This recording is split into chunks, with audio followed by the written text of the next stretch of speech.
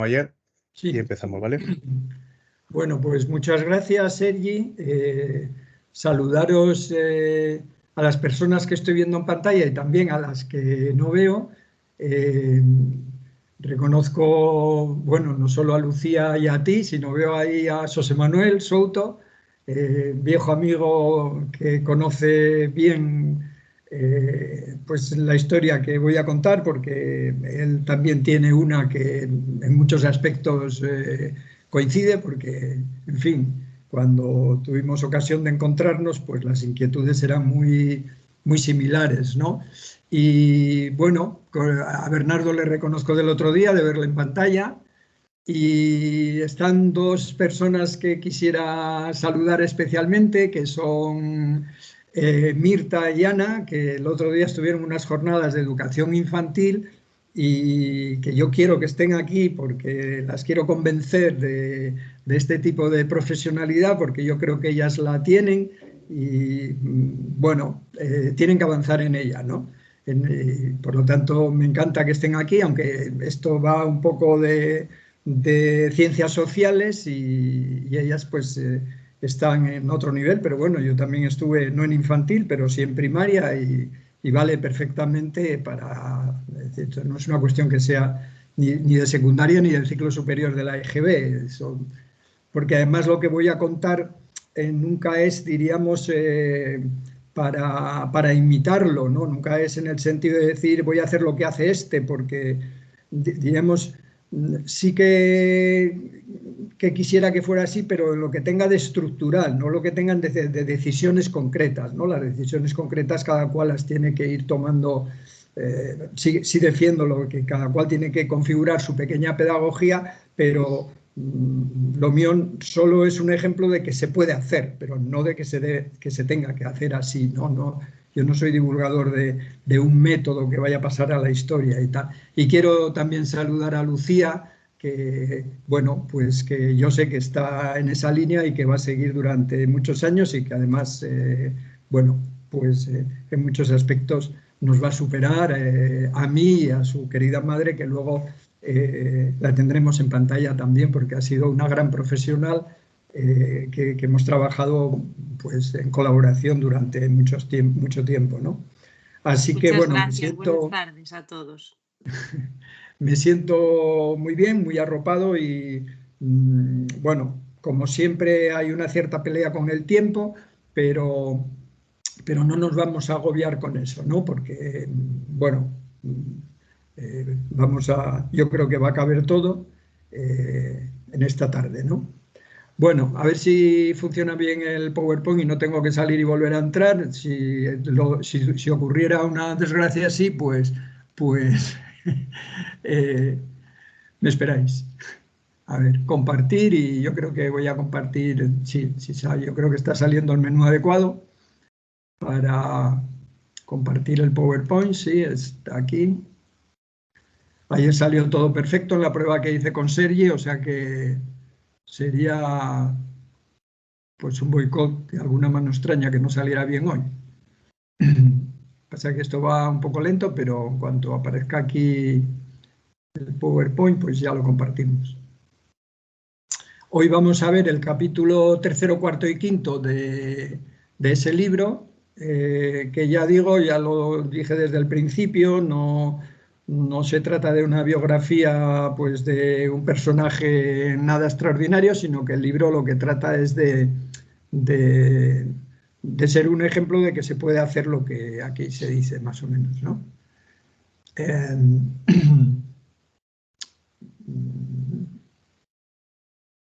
Bueno, sale dos veces el PowerPoint, pero a ver si se abre.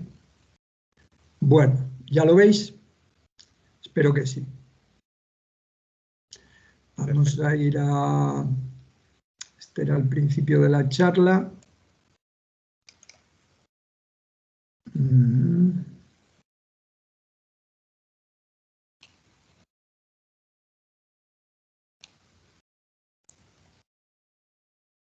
Al capítulo tercero, que era en el que empezábamos hoy.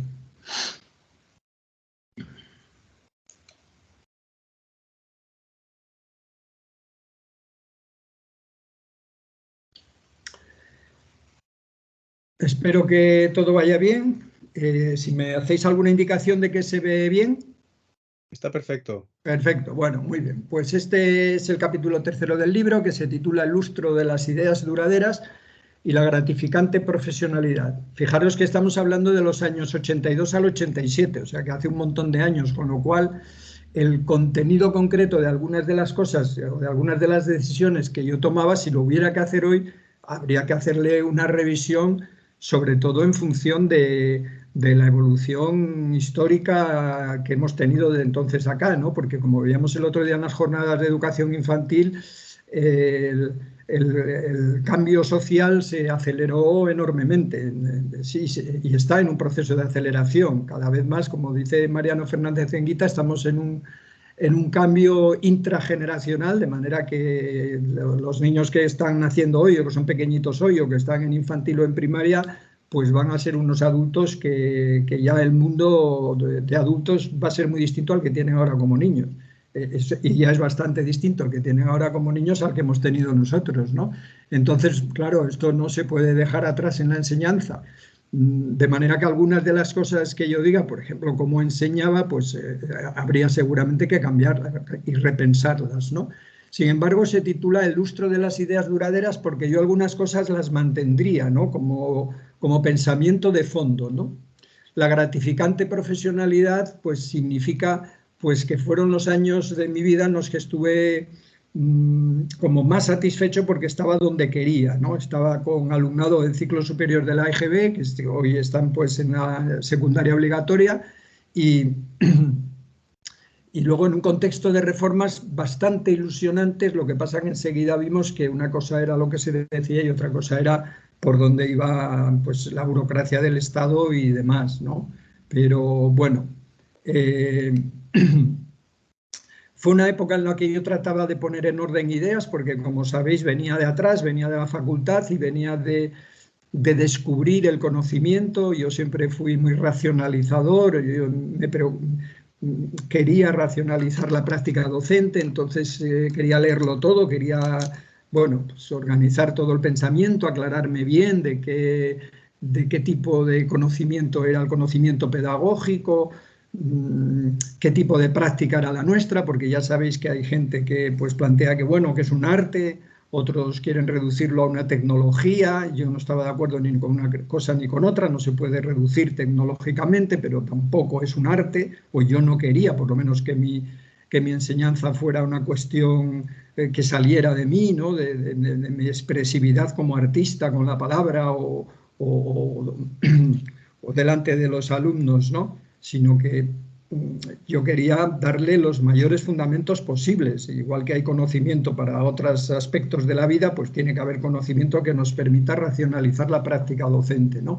Pero eso no es fácil, eso es... y yo tampoco estoy diciendo, a ver, exactamente que no se puede avanzar hasta que no se aclare eso, ¿no?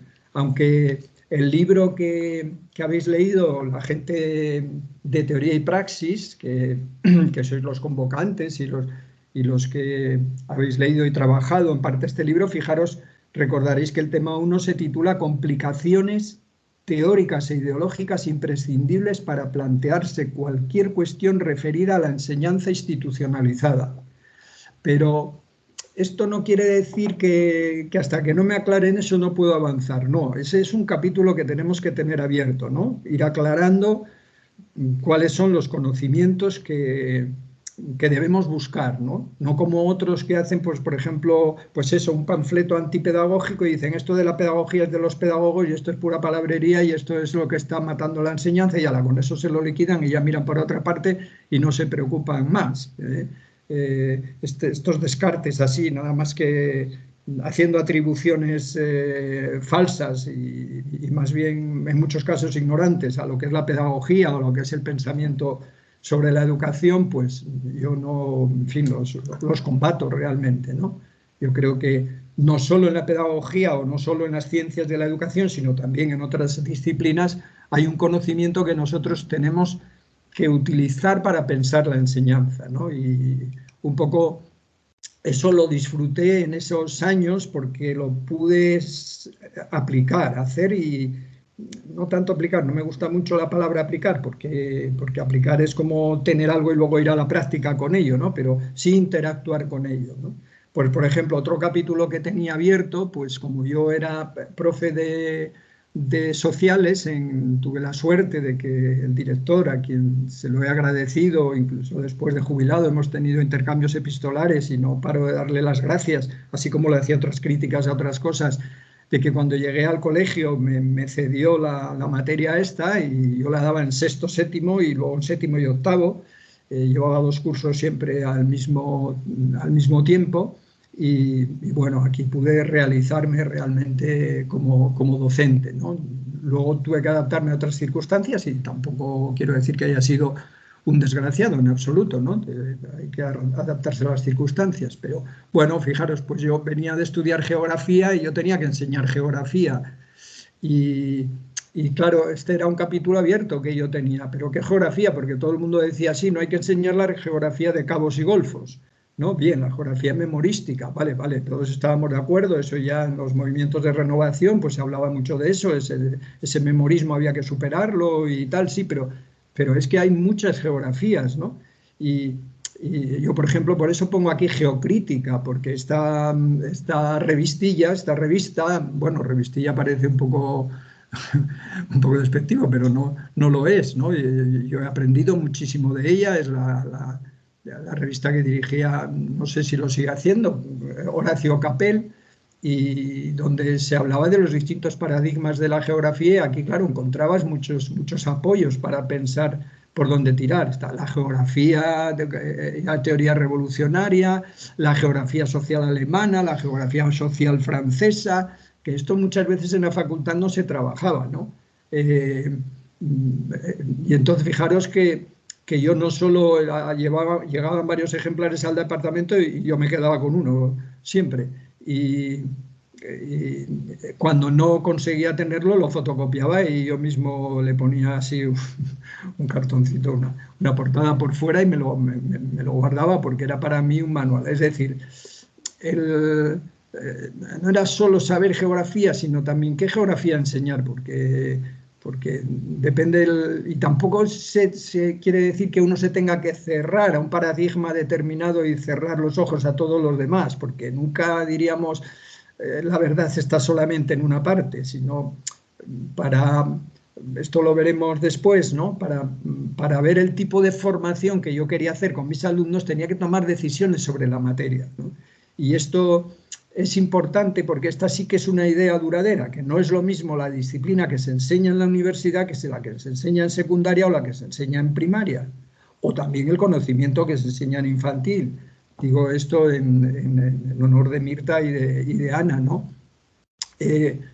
Pero nosotros creo que tenemos que ocuparnos de las disciplinas y entenderlas por dentro, ¿no? Bueno, Geocrítica tenía incluso la serie roja esta que se ocupaba de la didáctica, se ocupaba de cuestiones relativas a la enseñanza de la geografía. Bueno, en historia también había que decidir, ¿no? Hay muchas maneras de enfocar la historia, ¿eh?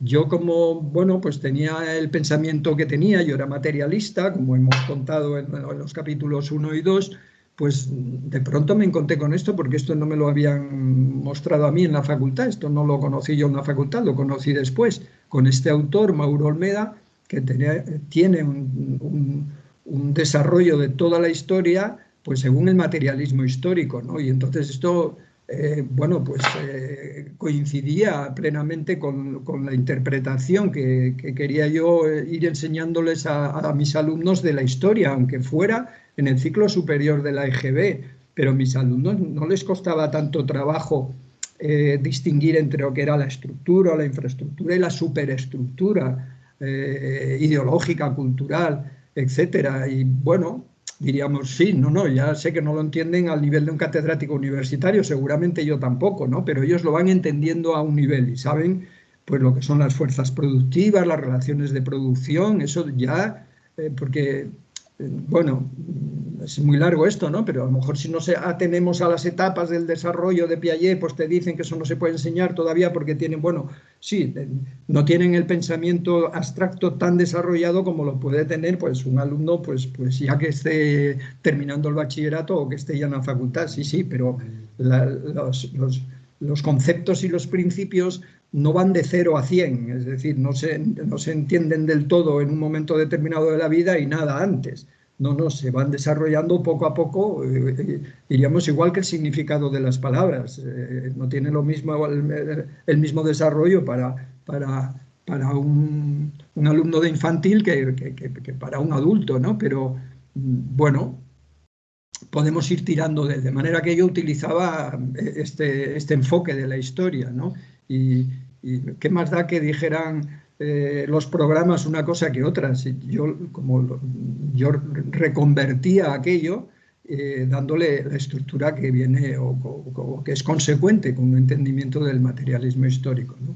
Pero también, como yo pues había tenido que empezar a dar una didáctica de la geografía en la facultad, y ahí tengo que decir que este inmenso tirón también tenía que ver con que yo tenía ese contexto tan exigente como era dar clase en la universidad, pues para entrar aquí, lo cual digo ya inmediatamente que no tiene por qué todo el mundo tener una estantería o dos solo de sociología de la educación. Yo estaba obligado a ello porque daba clase en la facultad, pero eso no quiere decir que otros docentes que no tengan esa exigencia no abran la puerta a ese conocimiento, y por lo menos 2, 3 manuales básicos donde está prácticamente lo fundamental, lo que es la escuela como instrumento de reclutamiento, luego de inculcación y luego quizá en muchos casos de reproducción de la estructura social, de justificación, de legitimación de ella y tal,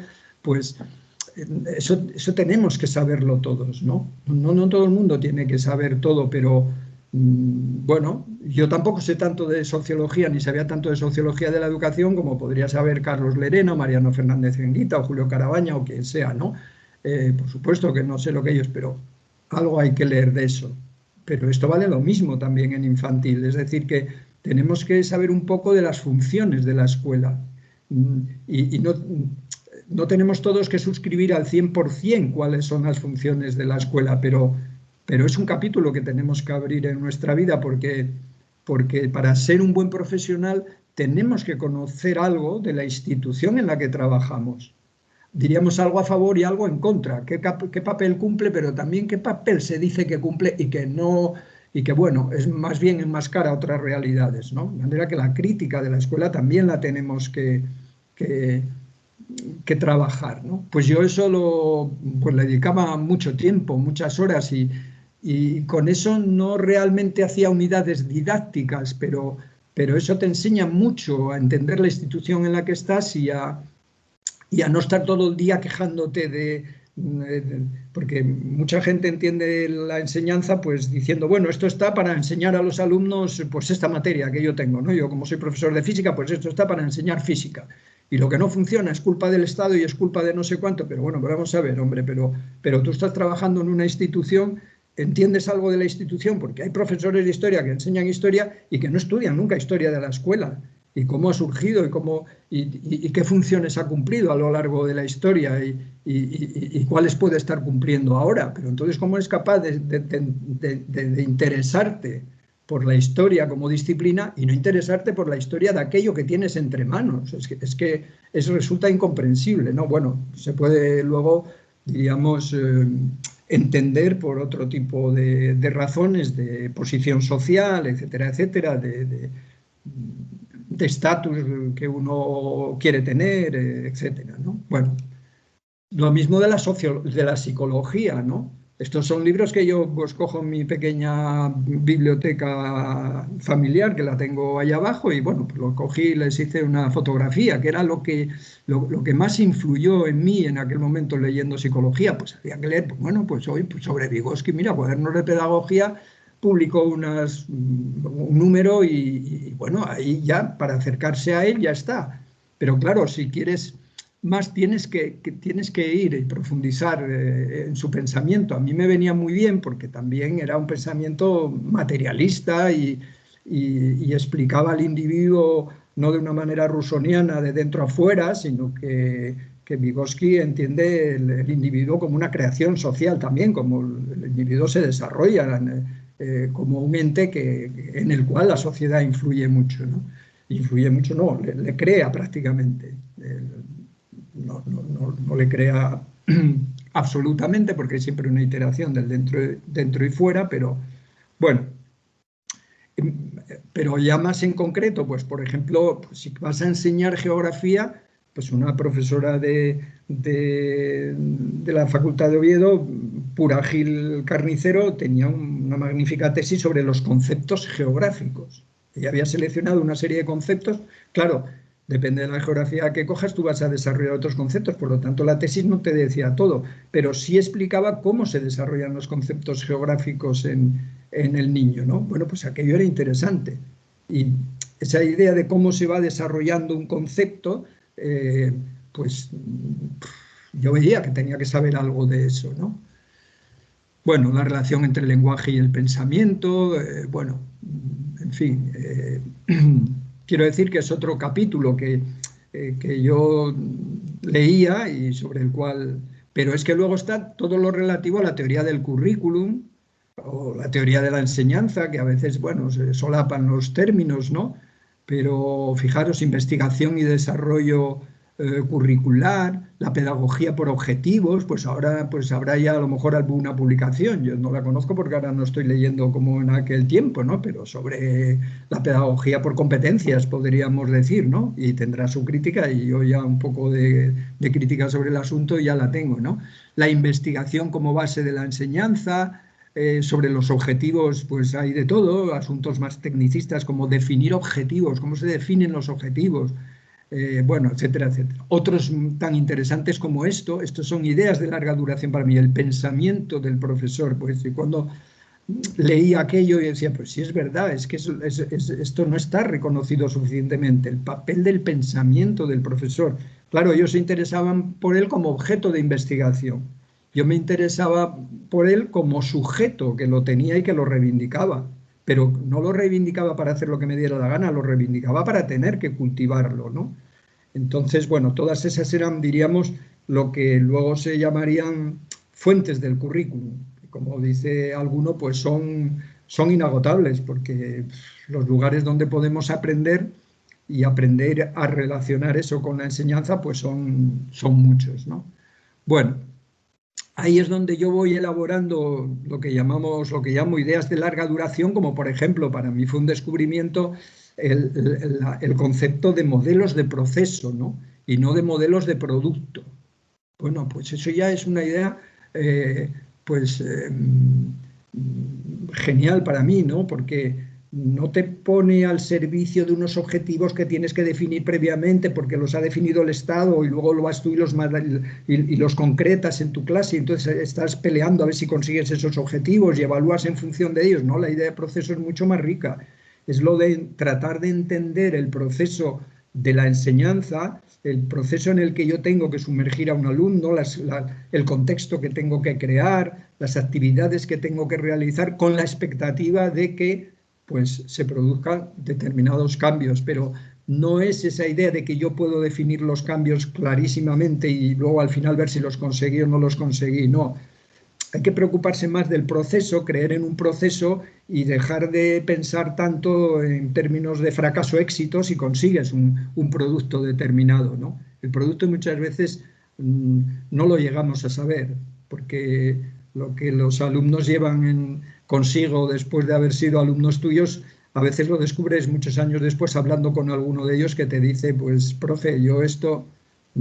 pues un poco que lo trae de tu clase o que lo escuchó por primera vez o que el primero que influyó en él por tal cosa ha sido tú y otros pues a lo mejor no. Pues, quiero decir que, bueno,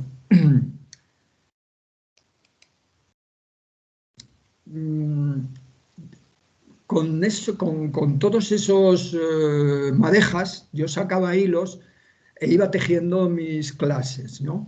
tuve la suerte de que en el año 87 Josecho Arrieta, Mirta le conoce muy bien porque es también discípula suya en algunos aspectos.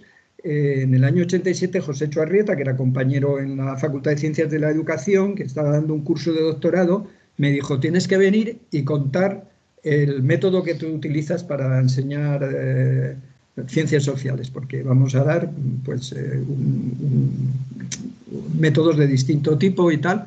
Y entonces, pues todos los papeles que yo tenía y notas tomadas de aquí y de allá, pues los redacté en forma ya de un escrito para, bueno, pues para hacer una buena intervención ordenada en el año 87, pero hasta el año 91 no vio la luz. No, bueno, yo no lo intenté publicar tampoco porque son cuestiones que, bueno, uno no considera que tienen entidad todavía para publicarse, ¿no? Fijaros que esto lo publiqué cuando yo estaba junto con otros compañeros y compañeras llevando este boletín, que era de los centros de profesores de Asturias, de varios de ellos, Avilés, Gijón, Alón y Oviedo, ¿no? Y sacábamos este boletín y entonces este fue monográfico. Y fijaros el título: sobre el desarrollo de un método para la enseñanza de las ciencias sociales. Esto pasa como lo que veíamos el otro día con la tesina. Es muy prudente el enunciado, porque sobre, no es el desarrollo del método de la enseñanza de las ciencias sociales. No. Definido no hay prácticamente nada. Yo digo cosas sobre el desarrollo de un método que en ese momento era el mío para la enseñanza de las ciencias sociales, ¿no? En el 91 lo sacamos, pues porque yo tenía un seminario y quería, bueno, pues que lo leyeran y lo conocieran y discutirlo con ellos y tal, ¿no? Bueno, vamos a ver un poquito esto por dentro para que se vea cómo es, pero esto sería objeto de una sesión. Bueno, esto no os asustéis porque no se entiende nada, porque no está hecho para que se entienda, está hecho para que se vea solo la página central, estructura, todo lo que se habla, todo esto es los apartados. Son 16 páginas nada más, está muy sintetizado, ¿no? Son 16 páginas, pero tiene 83 referencias bibliográficas, es decir, que todo lo que se dice allí, referencias bibliográficas, gran parte de ellas, la mayor parte de ellas, con referencia a la página en la que está dicho lo que yo digo ahí, ¿no? Es decir, que todo está muy fundamentado, ¿eh? No hablaba porque se me hubiera ocurrido, ¿no? Ahora, fijaros que en las páginas centrales yo hablo del método que voy creando, pero también esto en qué influye en hacer una unidad didáctica. Esto, derivado de esto, una unidad didáctica de las que yo hacía, pues tenía estas partes, esta estructura, y también cómo era la puesta en escena en el aula, ¿no? Que era lo que... Bueno, pues vamos a ver solo una parte, porque si no esto sería muy largo. Esto ya tenéis que hacer un esfuerzo, acercaros un poco a la pantalla para verlo. Es lo que...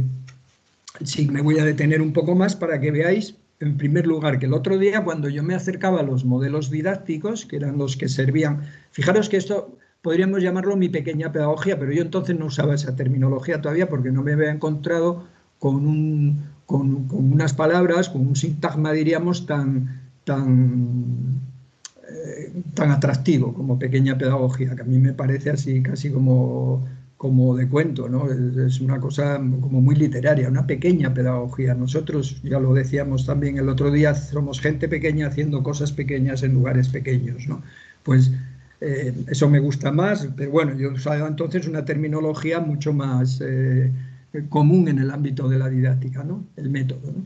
Y fijaros que habíamos visto que Jimeno Sacristán daba, me parece que son 6, no sé, no me recuerdo ahora si son 6 o 7, pero bueno, creo que son 6, elementos para construir un método, ¿no? Bueno, y otros daban otros, que más da. Yo lo reduje a 3.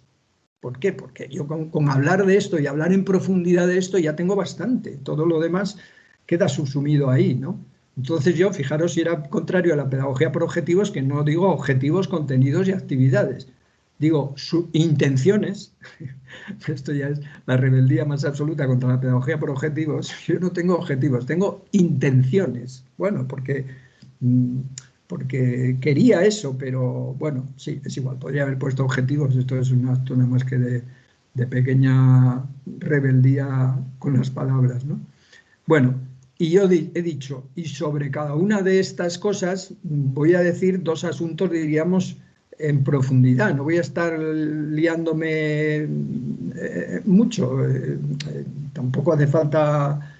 Soy bastante analítico de la realidad, pero tampoco quiero descomponer la realidad en 50.000 trocitos distintos, ¿no? Entonces dije, bueno, pues sobre las intenciones, yo creía que lo podía organizar en dos partes, ¿no? ¿Qué papel juegan en la planificación? ¿Para qué sirve tener, podría decir alguien, objetivos, intenciones? Bueno, ¿para qué sirve eso? ¿Y qué papel juegan en la planificación?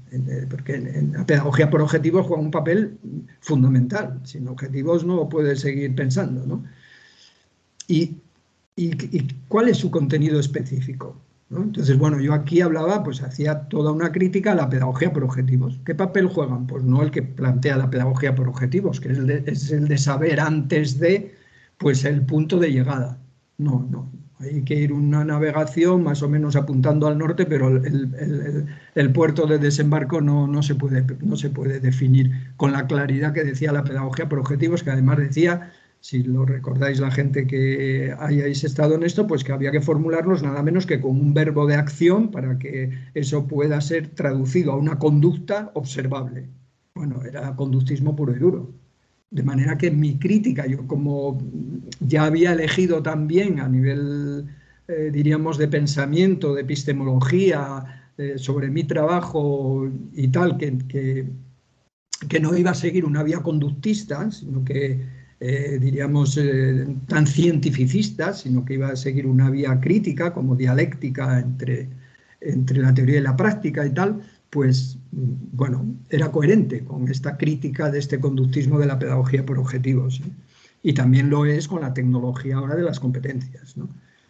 Bueno, no lo voy a explicar todo porque ya digo, porque esto lleva mucho tiempo, ¿no? Yo me orientaba fundamentalmente hacia lo más importante para mí como docente era tener una orientación general inicial. Es decir, tanto aquí a nivel de la materia, en este nivel a nivel de materia, pero cuando baje a la unidad didáctica yo lo que voy a hacer es formular, si voy a explicar la Revolución Rusa, pues yo digo, pero bueno, pero vamos a ver, con la Revolución Rusa, ¿yo qué puedo pretender con mis alumnos? Esa idea general me es suficiente. No tengo que descomponerla en objetivos más lo mismo que las competencias ahora, ¿no? Es decir, descomponer una competencia en la cantidad de esto que se pone ahora, ¿cómo es? Las competencias clave, lo tengo en una chuleta, porque es que si no, no me acuerdo. Perfiles de salida, descriptores operativos, saberes básicos, competencias específicas, criterios de evaluación, situaciones de aprendizaje, unidades de programación, todo este tipo de lenguaje que es puramente un lenguaje, ¿no? Hay que ir más bien a las ideas de fondo. Luego ya le podemos llamar como queramos. Por ejemplo, esto que vamos a ver aquí, pues casi seguro que se les puede llamar situaciones de aprendizaje. ¿Quién me va a decir a mí que no? O sea, situaciones de aprendizaje, uno se pone a leer por ahí y es puro nominalismo al final, ¿no? Bueno, yo hablaba de unos objetivos que había leído que me había gustado mucho, que también hay objetivos heurísticos, que son objetivos de búsqueda. Es decir, yo puedo, pues eso, tener la intención de no sé qué, pero luego resulta que como yo tenía ese marco general de investigación-acción, pues en realidad lo que hago es, bueno, ver si los puedo conseguir o no los puedo conseguir. Son tentativos, ¿no? Son, bueno, de búsqueda. Bueno, bien, no me estoy extendiendo mucho. ¿Cuál es el contenido específico? Pues yo tengo que formular cuál es ese ideal de formación. Por ejemplo, yo aquí digo, modificar las ideologías de mis alumnos transformándolas en concepciones más desarrolladas y explícitas. Es decir, yo tengo que buscar conceptos y principios, fundamentalmente era lo que yo trabajaba, por eso lo digo en el apartado siguiente, aquí, en lo que se entiende por contenido, pero ¿cuáles? Pues los que modifiquen el pensamiento vulgar que mis alumnos tengan sobre eso, sobre lo que vamos a trabajar. ¿Vamos a trabajar tal tema? Bueno, pues eso ya lo vamos a ver luego, consecuentemente con el tipo de secuencia que voy a poner aquí. ¿Por qué? Porque nunca se puede hablar de ningún aspecto de esto sin estar pensando en los demás. ¿Por qué voy a estar pensando yo en unos objetivos y en unos contenidos si no tengo ni idea de con qué actividades lo voy a conseguir? Es que hay que pensarlo todo un poco al mismo tiempo, luego lo podemos estructurar. Bueno, esto se llama contenido, esto se llaman intenciones y esto lo voy a poner en actividades. Pero en realidad, si yo no supiera que estos momentos del aprendizaje, que pone aquí autoconciencia de las ideas previas, bueno, pues si yo no sé nada sobre trabajar sobre las ideas previas de los alumnos, ¿cómo me voy a proponer ponerme a modificarlas? Es decir, que tiene que estar en coherencia uno con lo otro. A ver, esto se podría eliminar todas estas partes y escribirlo en prosa, diríamos, y escribir, bueno, eso es lo que hago ahí en el método, solo que estos son, bueno, pues diríamos apartados, epígrafes, entradas, como lo voy desarrollando, ¿no? Bueno, bien. Por contenido, pues entendía lo que yo pongo aquí, una orientación, ya sabéis que, en fin, yo estaba muy influido por el tema del cambio conceptual. Yo lo que quería es que los alumnos desarrollaran el significado de las palabras. Me acuerdo, pues, por ejemplo, un alumno que me decía en clase, y siempre pongo este ejemplo porque es que no se me olvida, es que es muy gracioso, y me hablaba siempre de los cleros, ¿no? Hablábamos de la aristocracia, el clero, el pueblo y tal. Y, y él hablaba de los cleros. ¿Por qué dice siempre los cleros? Sí, porque son muchos los cleros. Claro, él entendía, por cada el clero era un clero, otro clero, era un cura, otro cura, otro cura. Entonces, hablaba de los cleros, ¿no? El concepto de estamento social, pues no lo tenía, y entonces, bueno, tú tienes que tirar de eso, ¿no?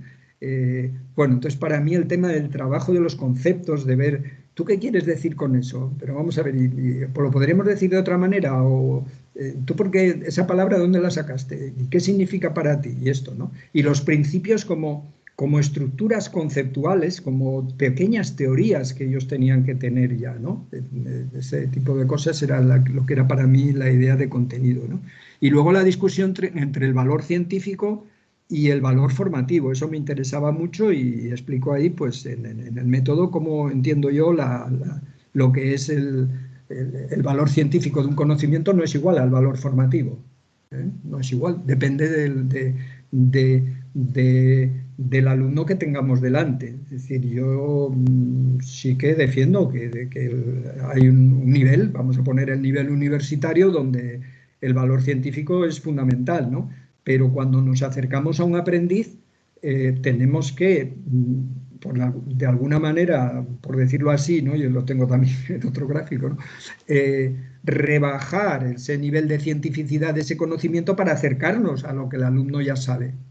Tenemos que acercarnos, y eso, claro, en infantil es muchísimo más, y en primaria pues un poco menos que en infantil, y más ese acercamiento requiere de manera que si a lo mejor me oyen a mí hablar en una clase a un alumno o una clase de alumnado de ciclo superior de la EGB, y me ve un catedrático de universidad y dirá, pero ¿este qué está diciendo? Eso no es riguroso. Claro, no es riguroso, estoy bajándome del territorio del conocimiento científico y acercándome a lo que él puede entender.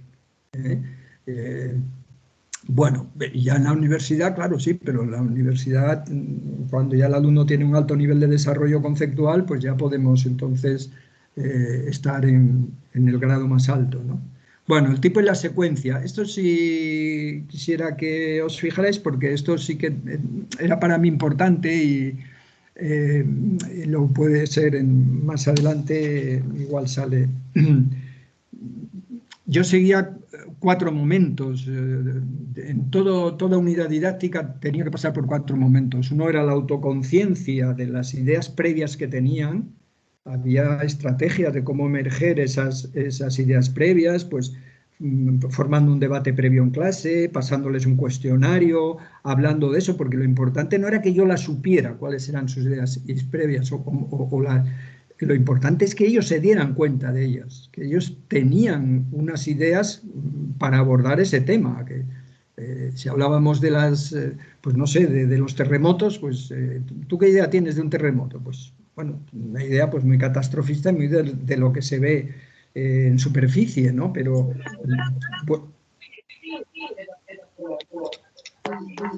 no sé, alguien tiene el micrófono abierto, me parece. Bueno, Está resuelto. segundo, la confrontación con conceptos superiores, ¿no? Y siguiendo pautas de aprendizaje significativo, ¿no? Pongo ahí, confrontar con conceptos superiores. Bueno, luego la aplicación a nuevas situaciones, es decir, ellos tenían que aplicar eso a situaciones nuevas, que tiene algo que ver con esto que se dice ahora de que hay que, las competencias siempre tienen que llevar una aplicación práctica. Bueno, ya, pero ahí hay mucha discusión. Yo discutiría muchas cosas, ¿no? Porque, a ver, aplicarlas a la realidad de un alumno es la de ser alumno. Él es alumno. Socialmente es un alumno, es un estudiante, ¿no? No es alguien que está gobernando un ayuntamiento. Vamos a ponernos en la situación de que tú eres el alcalde, estos juegos que se hacen a veces, ¿no? Vamos a poner en la situación de que somos la corporación municipal y vamos allí, hacemos una visita al ayuntamiento y nos dejan sentarnos en los escaños y uno pide la palabra y el otro no sé qué. Bueno, puede servir para conocer el lugar y, bueno, acercarse un poco a un sitio, a una institución. Bueno, puede servir, pero no pasa de ser un juego. Es decir, eso no es... Bueno, tengo un ejemplo también que suelo poner. A mí en una ocasión me llegaron unos alumnos de prácticas al colegio de la facultad, de la Escuela de Magisterio, bueno, y el profesor que era tutor suyo allí, les había dicho que prepararan una unidad didáctica para darla en el ciclo superior de la EGB, en el curso que fuera, bajo el supuesto de que Asturias era una república popular independiente. Pero bueno, pero ¿quién nos ha dicho esto? No digo el nombre, me recuerdo perfectamente del nombre del profesor. Además era bien intencionado, él quería y tal. Pero esto no, está prohibido. Pero ¿cómo vais a poneros a dar aquí una clase? Tenéis que ateneros a la realidad. La realidad es la que es, ¿no? Pues esto un poco pasa, diríamos, con los alumnos, ¿no? Que a veces lo ponemos en situaciones, no, para aplicarlo a situaciones prácticas. Bueno, tienen también una vida práctica que no es exacta. Toda la vida suya no es la del alumno, pero pueden aplicarlo también a situaciones de aprendizaje. Yo, por ejemplo, esto de la aplicación a nuevas situaciones, yo les ponía, ellos tenían que hacer un trabajo sobre el asunto. Era una situación en la que el conocimiento que yo les daba en clase, que a lo mejor les explicaba, etcétera, ellos tenían que aplicarlo para desarrollar su propio tema. Eran creadores de un tema, ¿no? Y pongo ahí progresiva disminución del apoyo. Pone progresiva disminución del apoyo. ¿Por qué? Por el área de desarrollo próximo, ¿no? Porque Vygotsky decía que todo lo que un alumno puede hacer acompañado lo puede hacer después solo. Es decir, que primero, efectivamente, le tenemos que acompañar, casi se lo tenemos que decir todo. Yo, por ejemplo, les daba las partes del tema. Yo creo que lo debéis... les decía los principios fundamentales que queríamos aprender en ese tema, ¿no? Que queríamos desarrollar. Se lo daba bastante, pero claro, no les puedes dejar solos a trabajar un tema, ¿no? Que es lo que ahora se hace mucho, ¿no? Nosotros somos creadores de situaciones de aprendizaje, pero son los alumnos los que hay que dejarles trabajar, tal, ¿no? Ellos son los que tienen un poco la historia del aprendizaje por descubrimiento, ¿no? Ellos son los que tienen que ir descubriendo y no sé qué. No. Bueno, es mi manera de verlo, ¿eh? Yo creo que yo no tengo... La humanidad sabe mucho y en la escuela eso, si no lo hay que transmitir así impositivamente, tal, eso hay que interactuar con eso se va a la institución escolar, ¿no? Y yo soy el representante de los saberes que hay sobre eso que estamos trabajando, ¿eh? Bueno, bien, estoy dándole un corte muy disciplinar al asunto porque, bueno, pues aunque fueran ciencias sociales, la verdad es que estaban divididas en geografía e historia.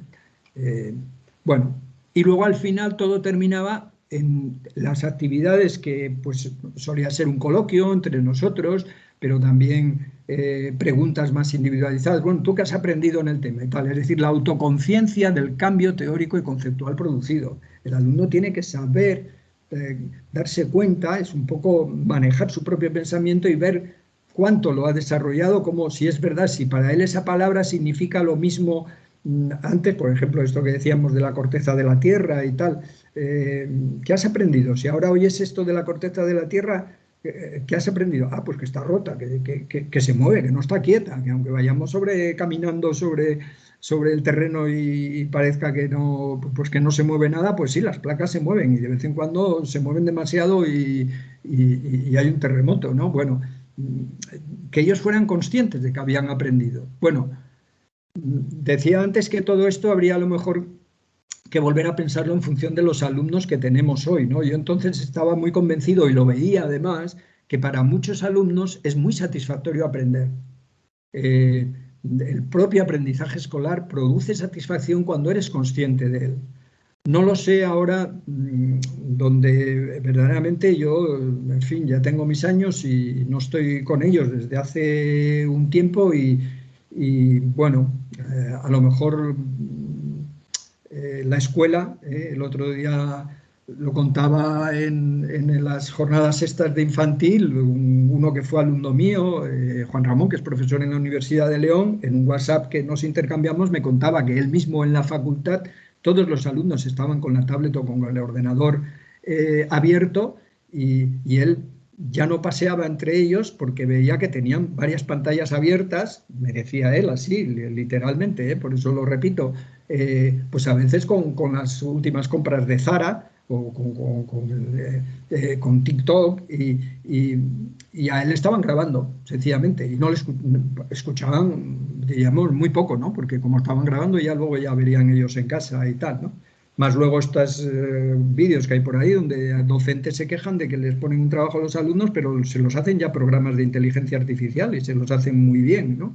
Entonces, bueno, no sé si tendría yo que estudiar ahora también un poco de más antropología sobre cómo es el alumnado, cómo es la infancia hoy, cómo es la adolescencia hoy, con respecto a la que, claro, estoy hablando del año 80 y tantos, ¿no?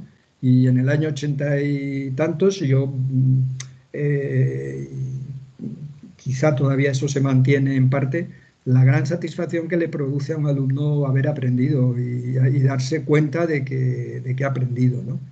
Bueno, y sobre todo si aprende no para examinarse de ello, porque yo no les examinaba exactamente, les valoraba su participación en clase, el trabajo que me entregaran, y lo valoraba en función de sus posibilidades, no en función de, diríamos, solo del trabajo, sino del trabajo en relación a ellos.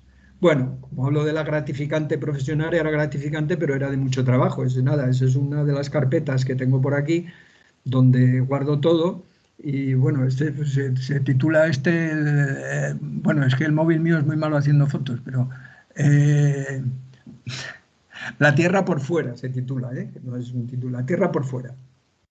Y yo aquí tenía especificados para hablar los principios fundamentales, las ideas fundamentales que iba a desarrollar. Tenía las transparencias hechas, que las hacía en clase, y luego algunas sugerencias que les iba a hacer a ellos para que tomaran nota luego para cuando hicieran el trabajo o cosas que podían hacer.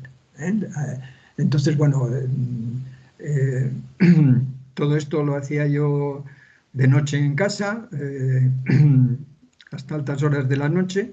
Fijaros, la cantidad de transparencias que hacíamos, todo esto ya hoy, pues nada, tiene un valor testimonial porque hoy hay muchos recursos para no tener que hacer esto a mano. Las tengo todas guardadas y claro, esto lleva muchas horas, ¿no? Para mirar, aquí tenéis al clero y a la aristocracia. Bueno, trabajábamos con este material, este era el retroproyector.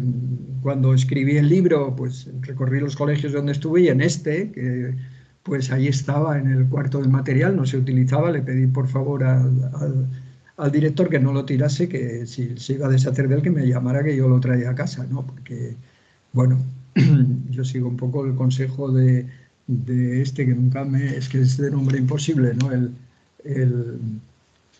El coreano-alemán Byung-Chul Han, que escribió el libro No cosas, ¿no? Quiebras del mundo moderno, ¿no? Una de las quiebras del mundo moderno es que no tenemos apego a las cosas. Las cosas ya no significan prácticamente nada, y a medida que crecen los infómatas y que todo está, diríamos, digitalizado y demás, las cosas materiales, aquellas a las que está apegado el ser, diríamos, o vivimos apegados porque somos seres espaciotemporales, las cosas corpóreas pues se tiran en fin, yo como soy antiguo, pues sigo teniendo amor por las cosas, ¿no?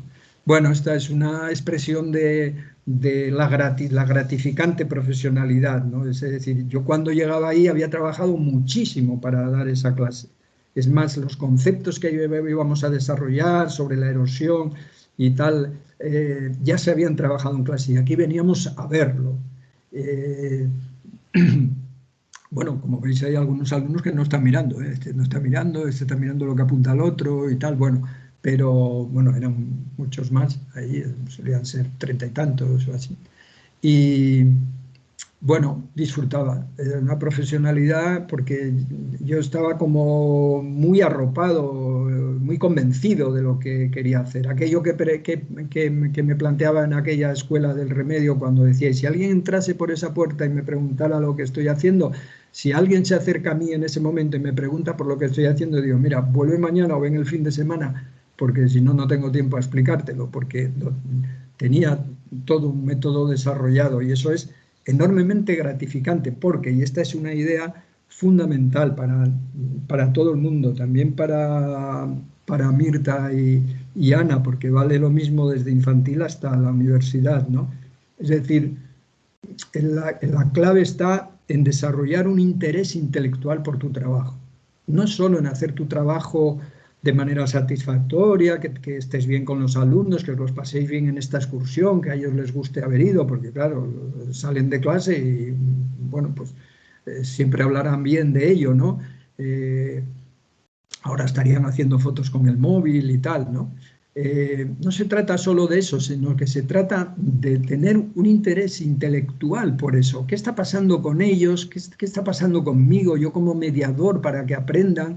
Yo eso lo tengo estudiado, sé algo de eso, porque no puede ser que yo fuera un gran geógrafo y fuera por la Facultad de Geografía y fuera un reconocido autor de la erosión en la costa asturiana y lo que fuera, y muy reconocido y tal, pero no me ocupara de lo que es verdaderamente mi trabajo, que son los adolescentes, los preadolescentes en este caso, o los críos o los niños y niñas de infantil y primaria. Es decir, el trabajo del docente no es la materia.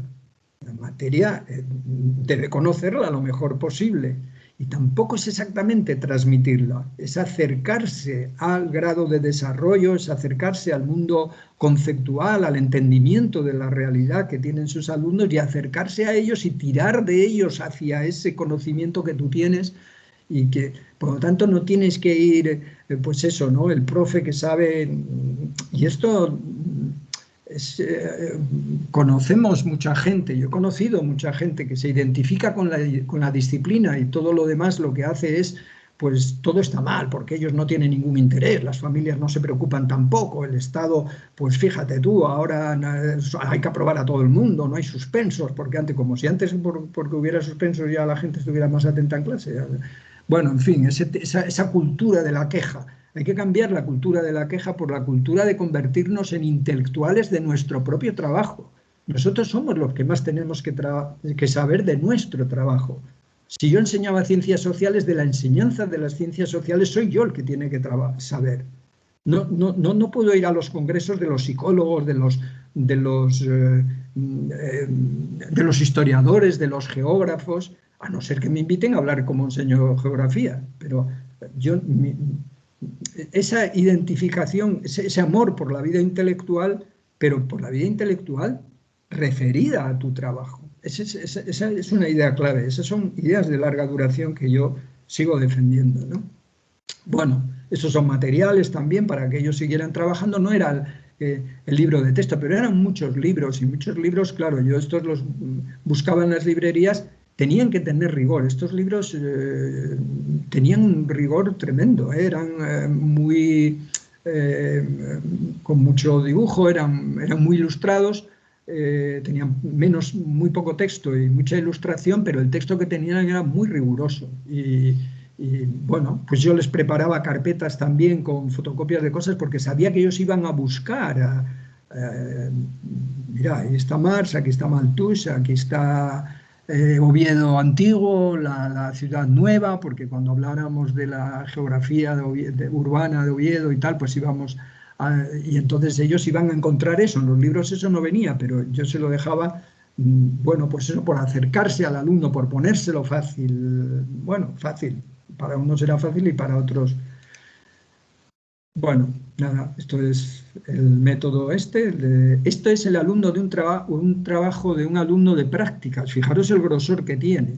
Porque los alumnos de prácticas venían a clase, sí, y yo lo que les contaba era mi método y ellos tenían que observar la clase en función de ese método, de eso que yo quería hacer. Fíjate, esos son trabajos de los alumnos, trabajos increíbles, ¿no? Algunos padres me vinieron a ver alguna vez y decían, pero ¿qué pasa? Es que solo piensan sociales, es que está todo el día, y tenían miedo que dejaran otras asignaturas porque es que les encantaba hacer trabajos, no a todos, pero a algunos sí, y eran, bueno, pues ellos, cuaderno de trabajo de sociales, y eso lo iba componiendo ellos, ¿no? Ese era su producto final, diríamos, ese era el trabajo en el que estaban metidos ellos, ese era su trabajo porque era su trabajo como escolares. No hay por qué ir a buscar una práctica que sea muy exótica, ¿no? Bueno, están en las carpetas, que también las quiero mucho y las tengo ahí guardadas, donde yo llevaba mis clases de sexto, séptimo y octavo, y las transparencias y tal. Bueno, este es un grupo de alumnos de prácticas que yo tenía. Fijaros en el maletín, porque lo digo porque en el libro le dedico también al maletín, por eso de que es una cosa, ahí la tengo y le tengo mucho aprecio. Tenía dos, bueno, tenía otra aquí para folios y tal, y tenía dos departamentos, y en uno, yo siempre digo que en uno llevaba las clases de la escuela preparadas y en otro las de la facultad. Y es verdad que había una separación, pero había mucha relación entre una cosa y otra. Bueno, esta sería la situación en la que podríamos decir que estaría hoy el tema de las pequeñas pedagogías. Yo lo llamaba método, pero ya había estudio, yo ya estudiaba mucho sobre el asunto, de distintas disciplinas académicas, había reflexión sobre el tema para ponerlas en acción y, por lo tanto, había ya teorías de segundo orden. Yo ya formulaba, fijaros en lo que vimos en el referido al método, esto está lleno de teorías, aquello está lleno de teorías de segundo orden, eran mis teorías después de leerlas de otros, de nivel académico universitario.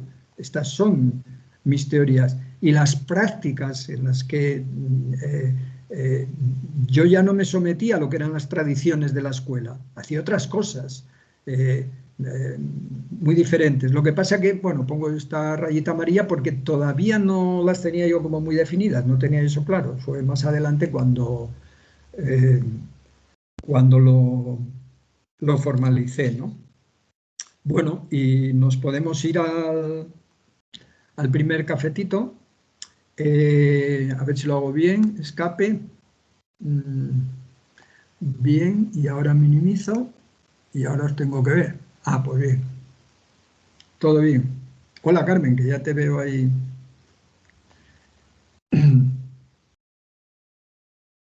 Muy bien. Vale, pues yo me había apuntado aquí alguna cosilla. Bueno, aparte de las notas de la lectura, que intentaré luego ver si hay alguna otra cosa que podamos sacar, pero creo que hay bastantes líneas de posible debate que yo pues simplemente propongo, ¿no? Y ya vosotros, pues como la otra vez, las podéis tomar o las desechamos y hablamos de otra cosa, ¿no? Que al fin y al cabo, con todo lo que ha señalado José María, tenemos para mucho que hablar. Había algunas cuestiones que a mí sí que, bueno, me han parecido interesantes, aunque es cierto que José María pues, no ha pasado revista a todas las peripecias, ¿no? Del asunto, porque se ha centrado en ciertas líneas, como veíamos al principio, ¿no? Pero ahí, en fin, en su capítulo hablaba de un montón de momentos en los trabajos de formación y en relación con la reforma curricular que me parecen súper interesantes, ¿no? Todo lo relativo a la comisión curricular, los simposios, en fin, todo aquello que estaba trabajando, ¿no? Ya junto a la administración y al mismo tiempo, pues un poco, ¿no? Sorteando lo que ello implicaba. Sobre esas cuestiones, esas posibles preguntas, ¿no? Que yo había apuntado aquí para lanzar, pues podríamos hablar si realmente es posible o si debemos recuperar esas ideas provechosas que él comentaba en su libro, que habían sido sustituidas por monsergas como la calidad o las competencias, ¿no? Debemos recuperarlas, podemos recuperarlas, que son dos cosas distintas, ¿verdad? ¿Disponemos hoy como docentes de foros exigentes que nos obliguen a fundamentar con rigor nuestro trabajo? Creo que es otra cuestión sobre la que deberíamos pensar y en su caso reivindicar, ¿no? Que también se desprende de este capítulo del libro, alguna cuestión que ha comentado él. ¿Somos siempre conscientes los docentes de las condiciones institucionales y vivenciales en las que tiene lugar la docencia real en las aulas? Aquello de esa contraposición con la cultura de la queja que ha mencionado José María. ¿Ha superado el sistema o quiere superar la atención en el producto? ¿Han superado las competencias esta visión, no sé si podría decirse fordista, ¿no? Pero bueno, esa atención al resultado final, ¿no? ¿Procuramos siempre guardar la coherencia entre nuestra posición ideológica y la base epistemológica de nuestros planteamientos sobre la enseñanza, que también es otra cuestión que señalaba José María? ¿O a quién interesa la jerga tecnocrática en la que se descompone hoy los diferentes elementos del currículo? ¿Por qué esa insistencia, ¿no?, en crear y recrear diversas y cada vez más amplias jergas tecnocráticas? Y por último, una cuestión que ha comentado él, ¿no? ¿Interesan o pueden interesar, y habría que decir, y cómo, ¿no?, los saberes escolares a nuestros estudiantes? Son algunas cuestiones que creo que pueden salir de ahí. ¿Hay alguna otra cosa que, bueno, podríamos comentar también? No recuerdo ahora. Lo tenía por ahí, entonces, bueno, ya aparecerá después, así que lo dejo ahí con esas y si queréis, pues le damos una vuelta y si no, pues planteamos cada uno, por supuesto, lo que considere más interesante. ¿Vale? Muchas gracias, José María. Algunas de esas cosas, Sergi, va a ser posible tocarlas, también sirven para el capítulo siguiente porque está dedicado a la formación del profesorado, ¿no? Y entonces ahí Vale.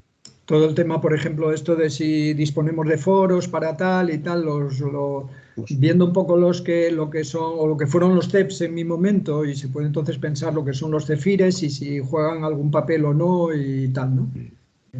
pues lo relativo a la formación docente lo podemos dejar para después del siguiente, Sí, yo creo que la siguiente entra en... exposición. Para hablar más en extenso de ese tema. Perfecto. Muy bien. Vale, pues como tenéis ahí arriba la manita esta de participar, le podéis ir dando, ¿vale? Y vamos interviniendo con reflexiones, preguntas, inquietudes, experiencias y lo que os parezca respecto a lo que ha comentado José María.